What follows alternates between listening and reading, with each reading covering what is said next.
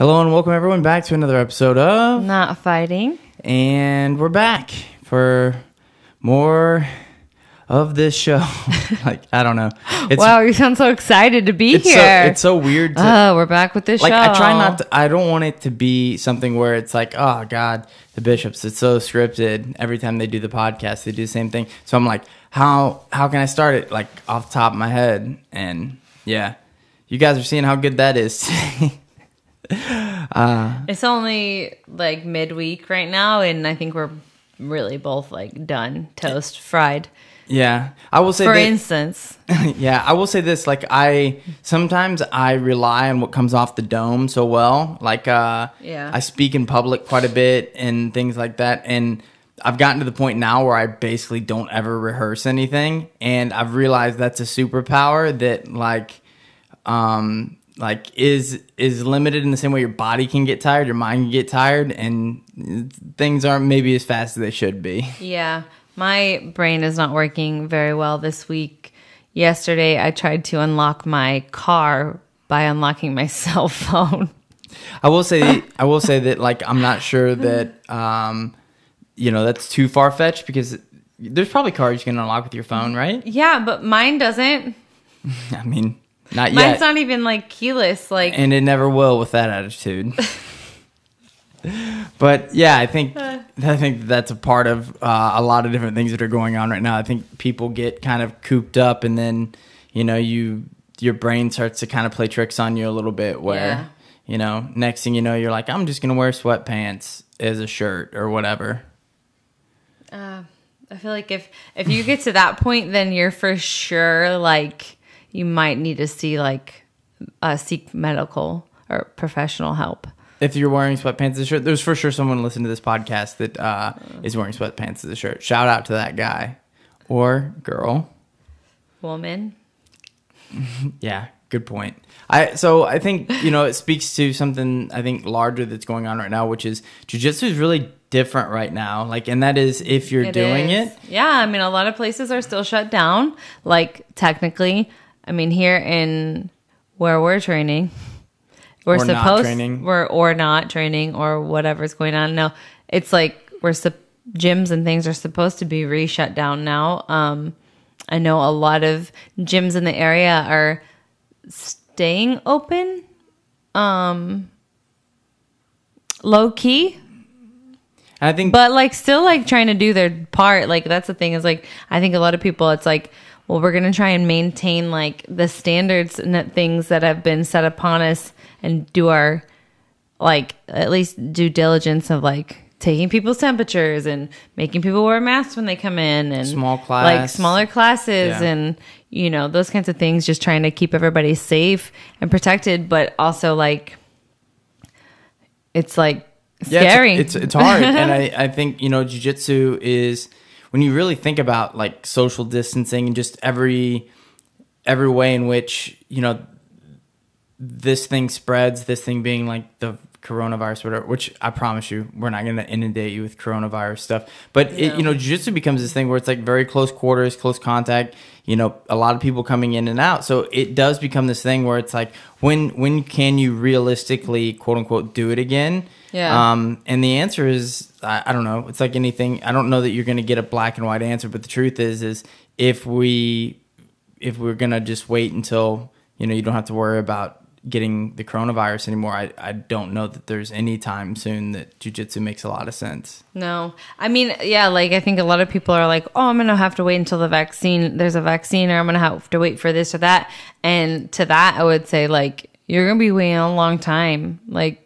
That's not a charge against you. No. It's just saying it's that, having that as a date for reopening businesses or things like that is kind of unrealistic from a standpoint of the business won't survive that. Well, that's kind of what I was wanting to get at. I didn't want to really have to talk too much about the coronavirus and things like that. And if you're listening to this and I wonder if Tyler and Jena feel this way or that way about it, I would say we both feel pretty neutral about it, meaning anytime we get information, we're I'll consider that. Yeah.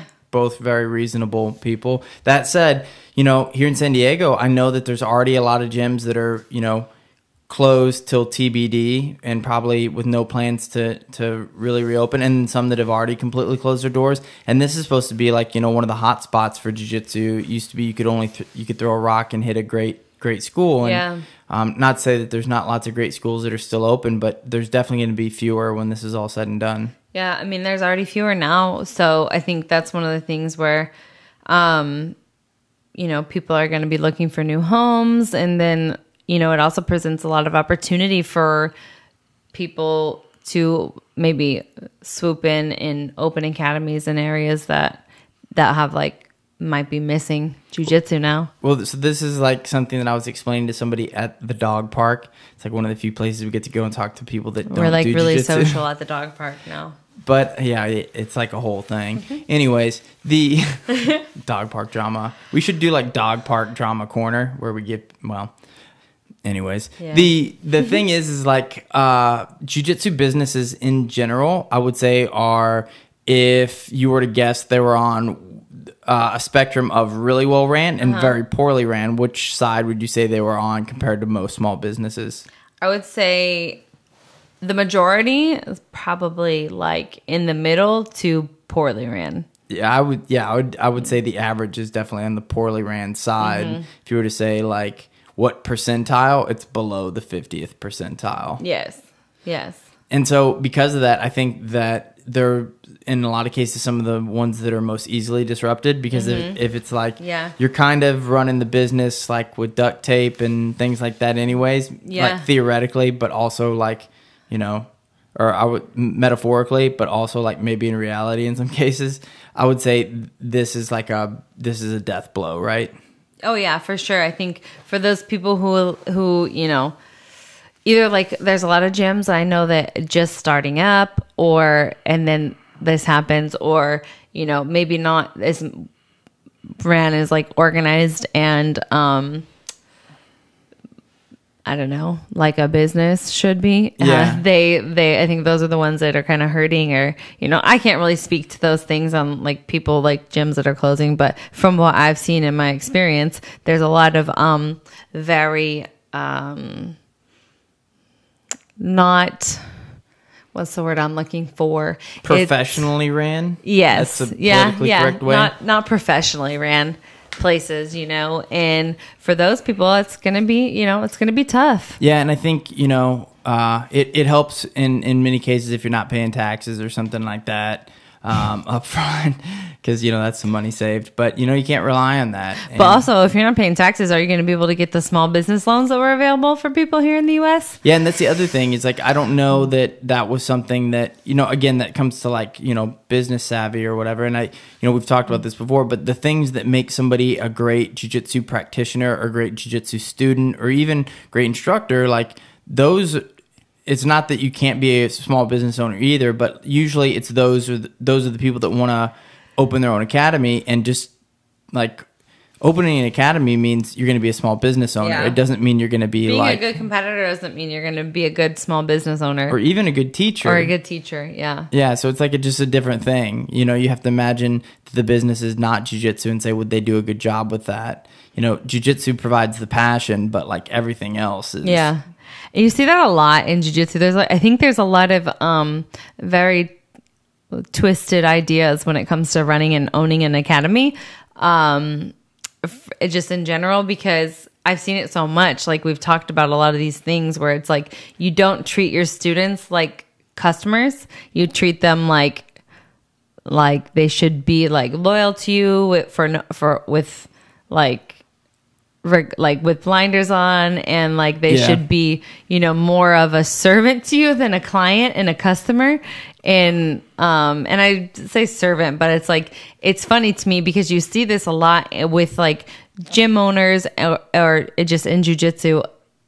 Even it's not even necessarily just gym owners. It's a lot of the professors in general, where it's like you may be just teaching at a gym, but like you expect those people to be like serving you more than you're serving them. And it's like, no, like they're there and you're the one providing a service for them. And so I see it get kind of backwards a lot inside well, like, academies. You know, Professor Johnny Faria, somebody I have a lot of respect for. We were talking about today, and he was kind of just talking to some of the other competitors, and one of the things he said was, like I don't believe in this like loyal to the death samurai thing where it's like you need to be loyal to me no matter what. Mm-hmm. It's a two-way street. Like I got your back, you got my back. Mm-hmm. And I think that's generally how loyalty should work. But when you're talking about academy full of lots and lots of students, like you said, these are paying customers. And in a lot of cases, you've got paying customers right now that, don't want to come back, even if they can, like a lot of them have had to go through their own financial troubles or whatever. And so, 100%. It makes it really hard for businesses and gyms to stay open. So it will be interesting to see in a year from now. Like, we talked about this a couple podcasts ago, but I don't think the demand for jiu-jitsu is going down. I don't think less people overall after this are going to want to do jiu-jitsu less. I mean, you can tell that the demand is definitely still there because IBJJF announced their first tournament, and I think it's already at capacity. Like, we heard somebody say that today. It's secondhand like news. So I haven't looked, and I was like planning on. Well, I was like, oh yeah, I'll sign up, and like usually I always just wait until like closer to the tournament, but I think it might be like full or near capacity already, like within like a week and a half of like doing that. I'm like, okay, that's crazy. And we're talking about everybody's the IBJJF. calling it like the Austin Worlds or whatever, because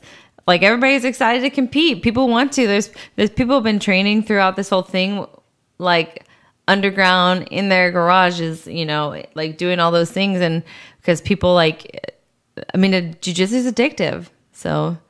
I need my drugs. I need that fix. Yeah, the event has reached capacity. So we're talking about the Austin Open. Yeah, the Austin Open. Which it's kind of I don't know if it'll be the first. There'll be somebody out there that's like, no, the Nebraska State but it's the first IBJJF. It's the first big tournament like since the shutdown. Yeah, and so I was actually concerned there might not be any of these the rest of the year. Yeah, I mean... And we'll see how this one goes. Yeah, we'll see how it goes. I think that's the thing. And I think that's something that gyms and tournaments and everything are going to have to deal with for, I would say, the short term. I said this back in March, but I was like, if you're a business owner, like, let's say you have an office or something, like, you don't want to be the first one telling people to come back. You know what I mean? Because that's got all kinds of problems. And I think it's the same thing when you look at gyms and tournaments. If you start having outbreaks of the virus where you can identify and say, like, hey, these people got sick because they went to this tournament or that gym or whatever, that puts a stain on all future gyms and things like that. And that puts everybody at risk of, not being able to do it. And they have a protocol. So if you're like, well, this is very irresponsible, they do have a protocol. Whether or not it's effective, I think is up for debate, along with, the protocol for just about everything we're doing right now. But it certainly is something that, you mentioned the demand. I mean, it's clearly people want to compete. People want to train and people want to compete. And, there's been tournaments happening, but like invite only stuff, or just like the pro events like Fight to Win and Third Coast and like Submission Underground, I think have been the ones that have been putting things on here recently. But it's like that's a very few small amount of like competitors that are getting those opportunities to compete in that. So for a tournament to happen where it's like anybody compete, it's gi and no gi, and it's like at capacity, like people want jiu-jitsu. Yeah, and I think... I'm not sure how safe it will be. Yeah, and I think, Austin is really interesting. It's a really interesting choice because it seems like Austin has really become, and this is taking jiu-jitsu out of it, although jiu-jitsu is at the center of it. If you look at just businesses at large, tech businesses, Tesla's building a plant there. Shanji's opening an academy there. Joe Rogan is moving to Austin. Yeah. There's just... Austin has become kind of like the refuge for a lot of people that have found themselves, whether you're in California or specifically LA, and you just feel like I'm locked down and I'm at the whim of both the government and just the gross amount of people around me that puts, a risk to where you do have to have these protocols. Same with New York. You have a lot of people going like, man, it seems like there's a lot of room in Texas, and then Austin's a cool place. Yeah. It's kind of funny because I feel like there's still like like a lot of places in Texas have been like hot spots for outbreaks, but it doesn't really seem to slow things down in the sense of hell no, not in Texas. Yeah, like all these tournaments and all this, like events happening, everything's happening in Texas, and it's like it is the place to be right now.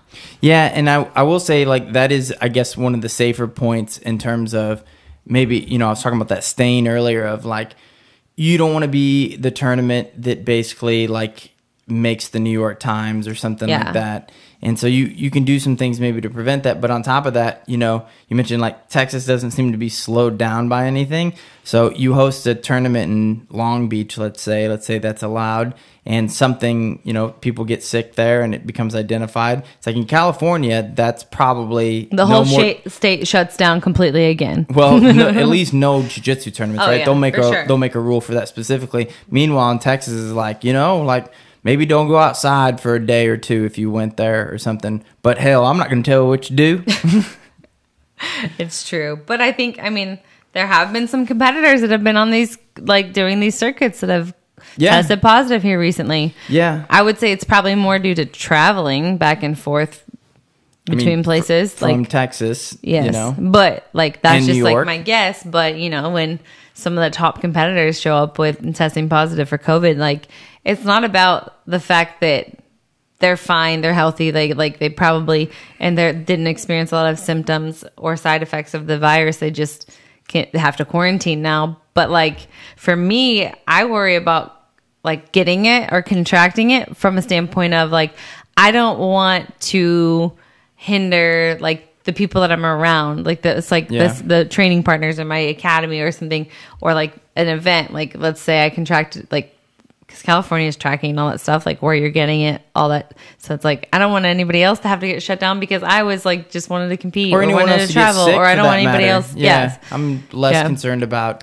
Well, it's from like, I don't want to affect anyone's health or their or financial like issues, like if I'm at a salon and I getting my hair done and I get it now, everything has to shut down. Like, you know what I'm saying? Like, we're at the gym training and then now we have to shut down the gym, and it affects more people's lives than just one person getting sick too. And so, jiu-jitsu has really been, kind of high profile in terms of people getting, because, back in March or April, I think Hodger, was like, I had it. It was terrible. I didn't have a great time with it. There's been a few others, but, recently it's been Gordon Ryan and Craig Jones. And, they have been kind of just, like, generally traveling around a lot right now is probably, if you're really worried about contracting, it's probably not the best thing in the world.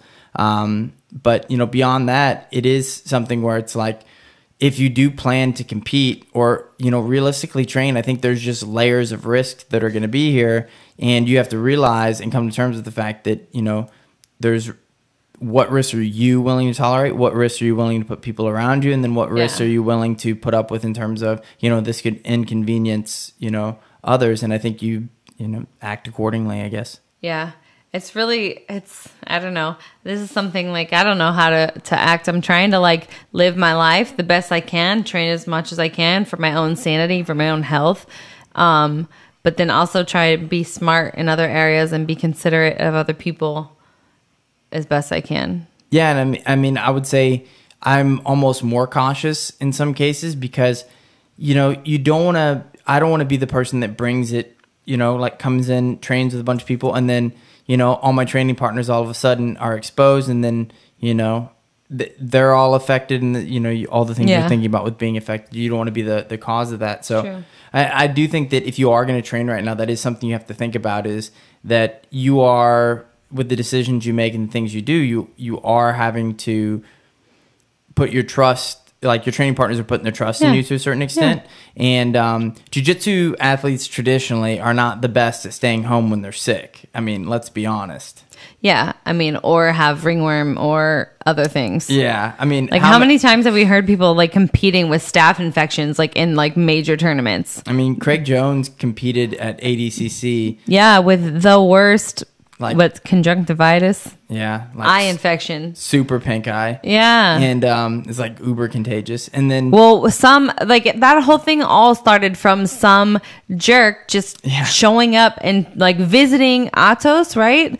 That's what Josh. Like that's what I heard. Yeah, allegedly, like they're visiting a school, you know, and then just gives it to some of the athletes there who were traveling and training other places. I don't know. So yeah, like it was all somebody being super inconsiderate. Like I just want to train. Like I don't really care if I have this crazy eye infection. Whatever. In a lot of ways, if you would have talked to somebody that did jiu-jitsu early on in this pandemic, we could have got it squared away, because realistically, they could be like, well, listen, we'll all be fine, right? If we just tell people what to do. And you'd be like, nah, let me tell you how it's going to work. Most people are going to be fine and they'll take proper precautions. But there's going to be one person that shows up that ruins it for everybody else. Yes. And that's exactly what it is. How many times? That's my fear. I don't want to ruin it for everyone else, like getting sick and not knowing that I'm sick or something like that. But that's not who I am. That's not what's going to happen. But like at the same time, like, I don't know. Yeah. The thing that always bothers me is like you mentioned the ringworm, where it's like, hey man, what's that on your arm? They're like, oh, nothing. I think it's just like a rash. And it's like, yeah, at least cover it up, man. At least cover it up. Don't be that dirty, dude. And then on top of that, you have the person that's in there and they're like, oh man, I was out. I've been out like all week because I've just been super, super sick. I was like in bed all day yesterday, but I'm feeling better today. And you're like, nah, like don't train with me. And like, I'm going to get a different partner. You were just sick yesterday? No, you can't go home.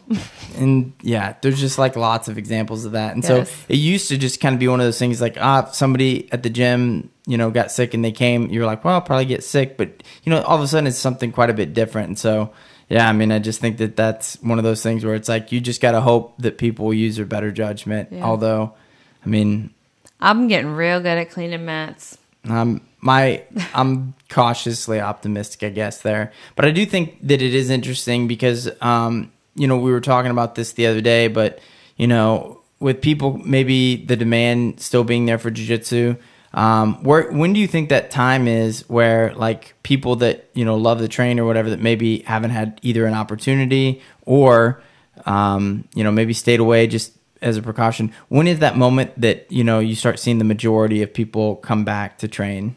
Has that happened? Is that now? Is that coming? I think that the majority of people, I don't know. I wouldn't say the majority of people are training, although I think a lot of people are training. But when you think of how many people like actually, like especially like at our academy when we were opening back up and everything was kind of limited, and just the amount of people that were still like, you know, I'm going to stay away for a little bit longer. And a lot of times it surprised me, the people who were like saying they were going to stay away. So I think that after the election, yeah, I mean, that's like me being like crazy, like conspiratorial a little bit, but not really. I do think that they're one of the things that happens is people do get galvanized by like, you know, and just the media in general, like we're all being pulled in different directions because it's an election year and, you know, everything gets made into being right or left. And that makes people really impassioned and emboldened to take stands on things and maybe even like, you know, not doing something or doing something, you know, just because they think it's socially the right thing to do. And I do think that that'll be blunted a little bit after the election. Yeah. And I think that that'll allow, you know, people to kind of, again, make reasonable choices about what they want to do and, you know, should do and things like that. Yeah. And I think it's really going to be one of those things is like when all the guidelines, like, or everything's allowed to be open and kind of like just allowed to be open, I guess. That's when people will probably start coming back. Or I like from talking to some people, I'm like, people, they might be waiting until there's a vaccine for real. Like, yeah. Or I really don't know what's going to be that tipping point to get like everyone back. Yeah. I think it might be more of a slow trickle in, like one by one, like people start like, oh, you know, it's been safe. And, you know, that's kind of how I think we were treating things like when when it first opened, it's like, okay, we're going to have these group of people and we're going to try for 2 weeks where it's like, it's, you know, make sure this is safe. And you see like if we can do more or we need to pull back, like, and how do people feel about that? How do people feel? And that's a big thing too, is like, you don't want to offend anyone. You don't want to, and it's not about just offending, but it's like, you want to make sure you're doing right by your training partners, your students, that kind of thing. So it's like, you have to be very careful on how you're reopening and getting back to normal. Yeah. And I would say for me personally, one of the things that, that I would say is a struggle with this, and probably, you know, there's other reasonable people that are listening to this feel the same way, which is, you know, when I'm convicted about something, you know, and I feel strongly about it, I can articulate and make a point of why I feel that way, you know, and it's really strong because I'm convicted about it, right? Yes. This is not something I have a lot of convictions about. No. You know, like I said, I changed my mind about it quite a bit.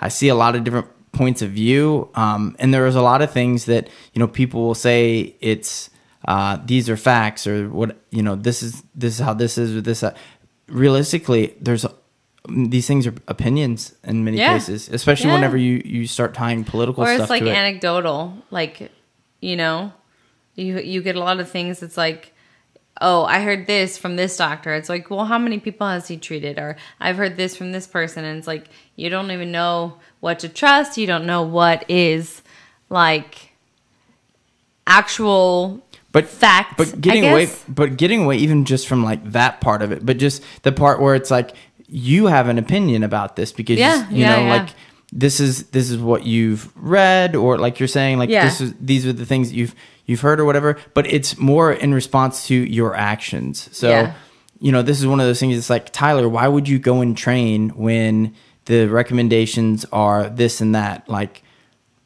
you know, if it's something I'm really convicted about, where I'm like, no, I feel this way because I have a strong opinion about it, but I don't feel that way. Like, it'd be a harder thing for me to defend, because I'd be like, well, again, like, it's a really nuanced answer for me, but I'm not convicted about it in the same way that I'm convicted about, like, hey, Tyler, do you think that women and men in jiu-jitsu should be paid equally and fairly? Yeah, I do feel that way. And I can argue that point really, really well. And, but yeah, I think that's one of those things that's what makes this hard for a lot of people. He really just believes that because he knows that I'm the one that's going to be able to get paid. And, I mean, you know, as a female, he wants me to make sure I'm lining our pockets. Yeah, I want her to be paid fairly. I don't want me to be paid fairly. I want me to be paid unfairly in jiu-jitsu. Overpaid. It's pretty much the only thing you could do. No. But speaking of which, this is good news, because Third Coast Grappling is doing a women's tournament, their kumite, and it's like 10 grand, which is the same amount that the guys have been getting paid. And that is baller, because shout out to Third Coast. Yeah, that's dope, because they, you know, a lot of the tournaments in the past, everything's been weighted differently for the women. You know, the BJJ pros, the Abu Dhabi, like World Pro, like ADCC, the women, you know, don't get paid the same. And I'm not saying, you know, the argument is always that, well, there's less women than men. There's women.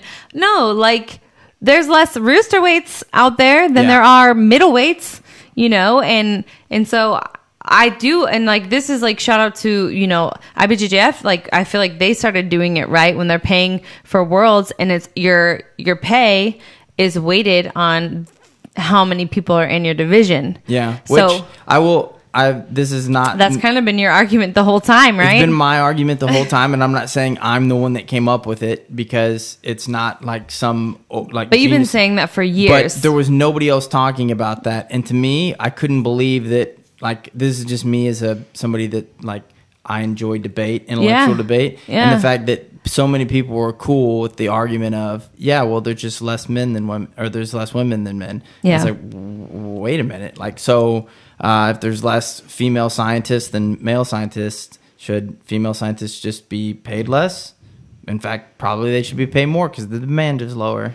It's true. We should be paid more. You know what? We should be paid more. No. I think, no, it's like, it's definitely. Probably look into that. Probably, well, I don't know. Won't go there. What? I was just going to say, like, female scientists might get paid more than male scientists because there may be a higher demand, especially right now. But I don't know.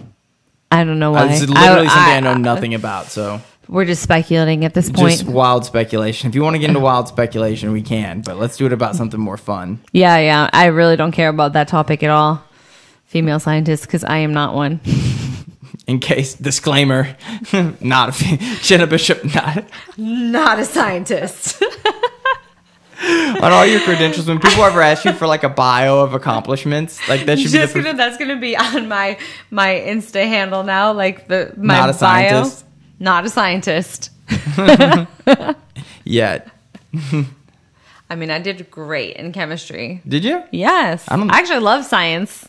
I could have been a really good scientist, but then you showed me jiu-jitsu. You know what? I want to take a clip of this podcast of you saying, I actually really like scientists. I would have been a really good scientist. And then underneath, just put a caption that says, Jena Bishop, not a scientist.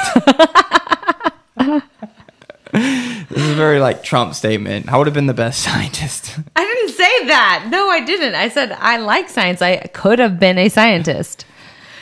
Don't put words in my mouth. I'm not you. We're the number one in graphs. I don't know. Just arbitrary things. Anyways, what else?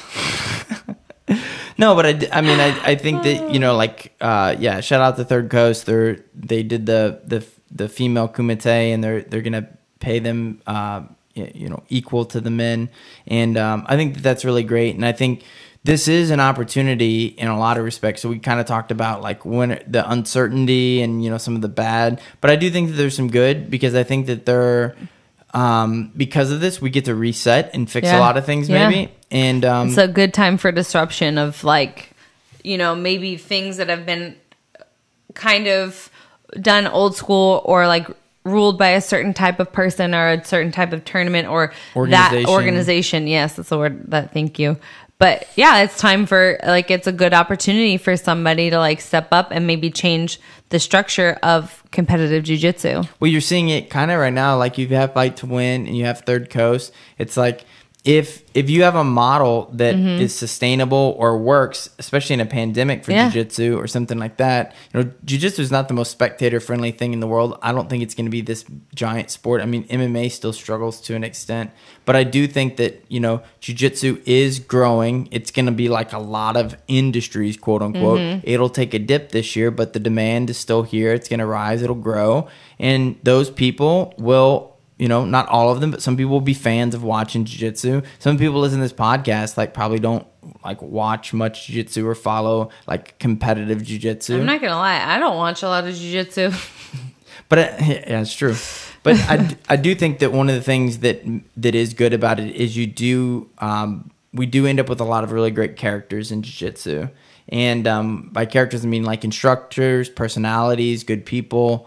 And that lends itself to, you know, collectively, you know, jiu-jitsu is cool. Like, yeah. And you want cool people. And I think a lot of that rises up out of competition, realistically, you know. And I look at all the celebrities and stuff like that recently that have like wanted to attach themselves in some way, shape, or form to jiu-jitsu athletes.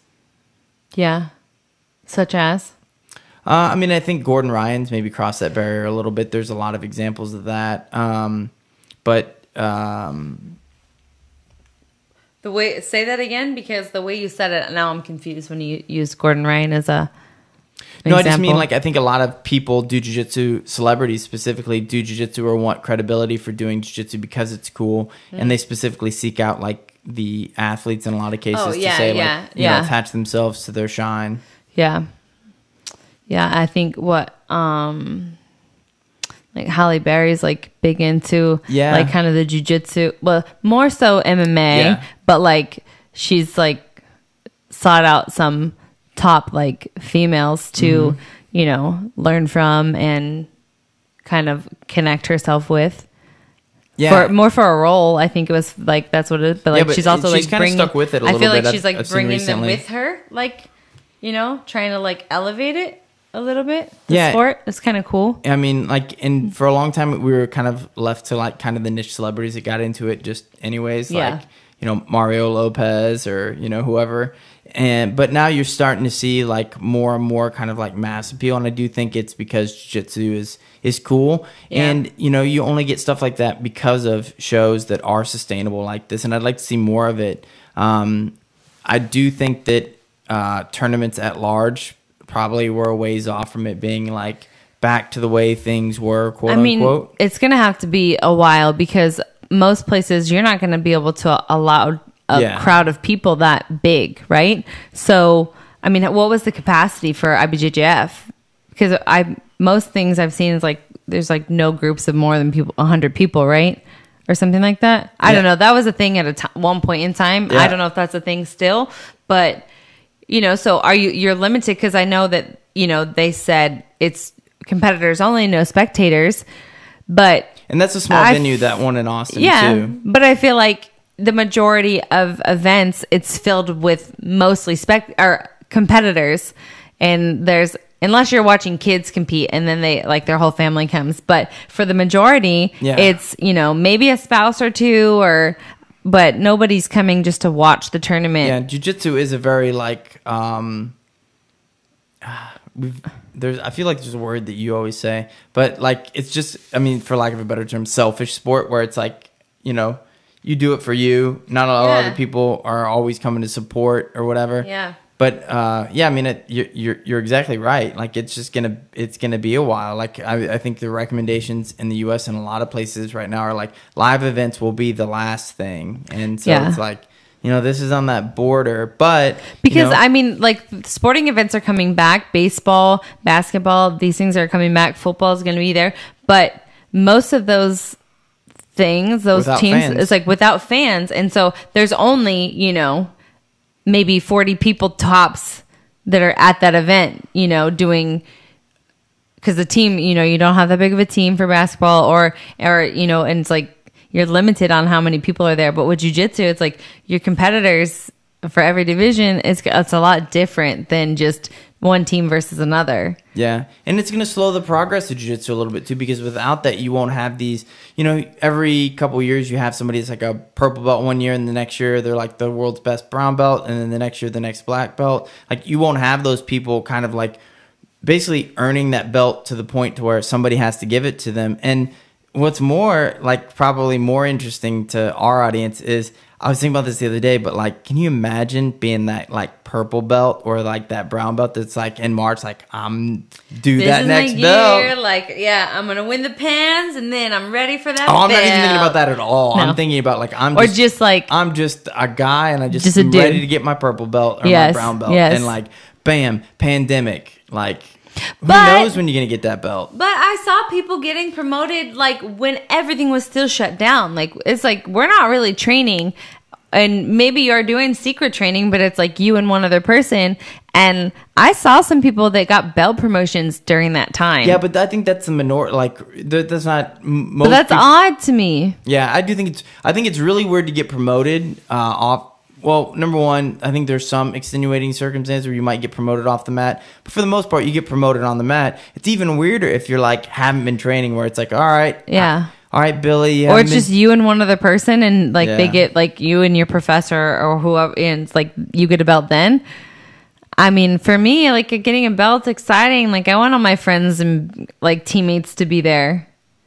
Yeah. I'd be a little bit like, I'd be low key disappointed, but like, happy that I got it, but and I think that's really where this is kind of hitting jiu-jitsu the hardest, where it's, you know, the average person, you know, I mean everybody that does jiu-jitsu, one of the best parts about it is the social connectedness that you get from it. And you know, we always talk about like you don't ever leave jiu-jitsu and be like, man, I wish I would have stayed home today. I just feel terrible leaving.